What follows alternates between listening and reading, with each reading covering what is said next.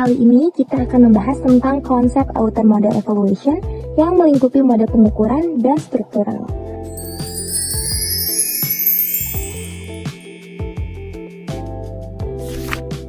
Dalam penelitian kuantitatif modern, dibutuhkan metode analisis yang mampu menjelaskan hubungan antar variabel secara kompleks. Salah satu metode yang banyak digunakan adalah PLSM, karena mampu menganalisis hubungan antara variabel laten dan indikator secara simultan. Metode ini memiliki keunggulan yaitu pertama fleksibel, kedua dapat digunakan pada sampel kecil, dan yang terakhir itu cocok untuk model yang kompleks. Tapi, sebelum kita masuk ke analisis hubungan antar variabel, kita harus memastikan dulu bahwa alat ukurnya itu sudah baik, dan disinilah peran outer model. Outer model atau model pengukuran merupakan bagian dari PLSM yang digunakan untuk menghubungkan indikator dengan variabel laten. Variabel laten tidak dapat diukur secara langsung, sehingga membutuhkan indikator sebagai alat ukur. Outer model ini terdiri dari dua jenis, yang pertama reflektif dan kedua itu formatif. Pada model reflektif, indikator dipengaruhi oleh variabel laten, sedangkan pada model formatif, indikator justru membentuk variabel laten. Menurut para ahli seperti Hare, Ghazali, dan Sharstedt, outer model merupakan tahap awal dalam PLSM yang bertujuan untuk menguji kualitas pengukuran. Evaluasi ini dilakukan untuk memastikan bahwa indikator memiliki validitas dan reliabilitas yang baik. Tanpa evaluasi outer model, hasil penelitian dapat menjadi bias dan tidak akurat. Jadi, bisa dibilang outer model ini adalah fondasi sebelum kita lanjut ke analisis yang lebih jauh. Nah, pada mode reflektif, indikator dianggap sebagai refleksi dari variabel laten. Evaluasi dilakukan dengan beberapa kriteria, yaitu pertama, outer loading lebih dari 0,70 yang artinya indikator itu kuat, atau AVE atau Average Variance Extract yang lebih dari 0,50 artinya indikator cukup mewakili variabel. Selanjutnya ada Cambridge Alpha dan Composite Reliability lebih dari 0,70 yang artinya konsisten. Contoh gampangnya, kalau indikator pelayanan punya nilai rendah banget, misalnya di bawah 0,40, berarti indikator itu kurang cocok untuk mengukur kepuasan pelanggan. Jadi sebaiknya dihapus supaya hasilnya lebih akurat. Nah, selanjutnya itu ada uji validitas. Uji validitas dalam outer model bertujuan untuk memastikan bahwa indikator benar-benar mampu mengukur variabel laten secara tepat.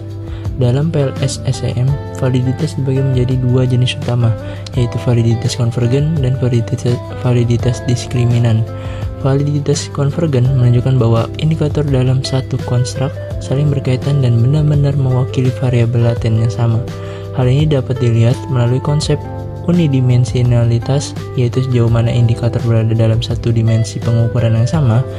Pengujiannya menggunakan nilai Average Variance Extract atau AVE yang menunjukkan seberapa besar varian indikator dapat dijelaskan oleh konstruk. Semakin tinggi nilai AVE, maka semakin baik kemampuan konstruk dalam menjelaskan indikator-indikatornya, sehingga dapat disimpulkan bahwa pengukuran tersebut itu valid. Nah, selanjutnya itu ada convergent validity. Convergent validity digunakan untuk melihat apakah indikator dalam satu konstruk memiliki hubungan yang kuat. Semakin tinggi nilai hubungan antar indikator, maka semakin baik indikator tersebut dalam menjelaskan variabel laten. Kriteria yang digunakan adalah nilai loading minimal 0,70 dan AV minimal 0,50. Jika terpenuhi, maka indikator dinyatakan valid secara konvergen. Selanjutnya itu ada diskriminan validity. Diskriminan validity bertujuan untuk memastikan bahwa setiap konstruk memiliki perbedaan yang jelas dengan konstruk lainnya. Hal ini penting agar tidak terjadi tumpang tindih antar variabel. Pengujian dilakukan dengan melihat cross-loading dan Voronoi-Larker. Jika indikator lebih kuat pada konstruksinya sendiri dibandingkan konstruk lain, maka validitas diskriminan terpenuhi. Oke, sekarang ada uji reliabilitas. Uji reliabilitas digunakan untuk mengukur konsistensi indikator dalam satu konstruk. Artinya, apakah indikator tersebut mampu memberikan hasil yang stabil. Pengujian dilakukan dengan menggunakan Cambridge Alpha dan Composite Reliability. Jika nilai di atas 0,70, maka konstruk dianggap reliable. Nah, di sini selanjutnya itu ada model formatif. Tadi udah dijelasin ya, model dua jenis dari outer model itu ada reflektif dan formatif. Nah, di sini itu di model formatif indikator itu berperan sebagai pembentuk variabel laten. Jadi arah hubungannya itu dari indikator ke variabel, bukan sebaliknya. Artinya setiap indikator itu punya peran yang berbeda-beda dalam membentuk variabelnya. Dan indikatornya ini tidak harus saling berkorelasi. Di sini saya kasih gambaran ada X1, X2, dan X3 yang dapat membentuk kinerja bisnis. Nah, masing-masing dari indikator ini memberikan kontribusinya mereka tersendiri.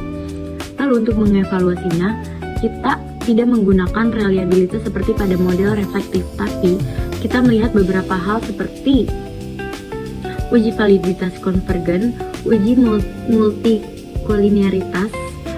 Di sini dia pakai variance inflation factor atau ukuran untuk melihat apakah indikator saling berkorelasi terlalu tinggi atau tidak. Nah, biasanya model formatif ini tuh dipakai di dalam PLSM. Lalu tujuannya di sini adalah untuk memastikan bahwa setiap indikator itu benar-benar berkontribusi dalam membentuk variabel laten. Paham ya? Nah, lalu selanjutnya ada peran outer model. Dari tadi kita udah membahas outer model itu apa, tapi kita belum tahu sebenarnya perannya diri itu, peran utamanya itu apa sih. Jadi outer model evaluation ini tahapan dasar dalam PLSM karena dia itu menentukan kualitas data sebelum masuk ke analisis hubungan antar variabel. Jadi kalau outer modelnya sudah valid dan reliable, maka hasil inner modelnya itu pasti lebih akurat dan dapat dipercaya. Tapi kalau sebaliknya, jadi seluruh hasilnya itu, hasil penelitiannya bisa jadi nggak valid. Lalu di sini kita masuk ke studi kasus. Nah, untuk mempermudah pemahaman kalian, saya kasih ilustrasi supaya mudah dipahami. Nah, di sini kalau kita lihat di sebelah kiri adalah ada bagian outer model evaluation.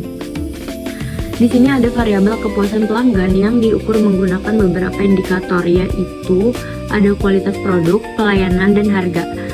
Semua indikator ini awalnya dianggap bisa memiliki kepuasan pelanggan, makanya semuanya diarahkan ke variabel laten tersebut. Namun ternyata setelah dilakukan uji validitas dan reliabilitas, ternyata indikator harga tidak memenuhi kriteria. Artinya indikator ini tidak cukup kuat untuk mempresentasikan kepuasan pelanggan. Karena itu indikator harga harus dihapus agar tidak mengganggu analisis. Jadi yang dipertahankan itu hanya indikator yang benar-benar valid, yaitu kualitas produk dan pelayanan. Nah, setelah tahap outer model selesai dan indikator yang digunakan itu kita sudah valid, kita lanjut ke bagian inner model analysis. Nah, di sini kita mulai menganalisis tuh hubungan antar variabelnya apa. Apakah kepuasan pelanggan berpengaruh terhadap loyalitas pelanggan? Nah, di pengujian ini dilakukan dengan melihat beberapa indikator statistik. Kalau kalian bisa lihat itu ada sebelah kanan bawah itu ada 3 indikatornya. Yang pertama itu ada path coefficient, yang kedua ada R square untuk melihat path coefficient ini untuk melihat arah dan kekuatan hubungan. Kalau R square ini untuk melihat seberapa besar pengaruhnya.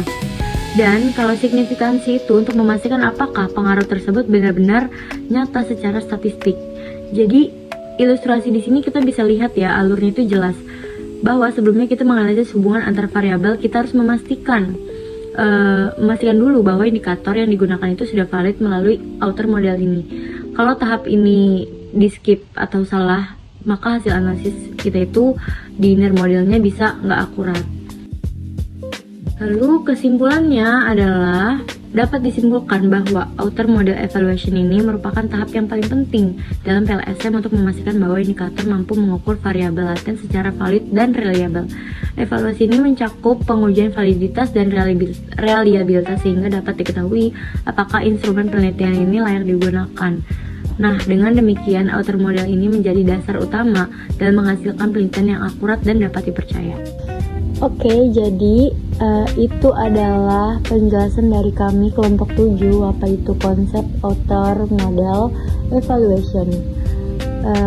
Terima kasih yang sudah menonton, kurang lebihnya mohon maaf. Wassalamualaikum warahmatullahi wabarakatuh.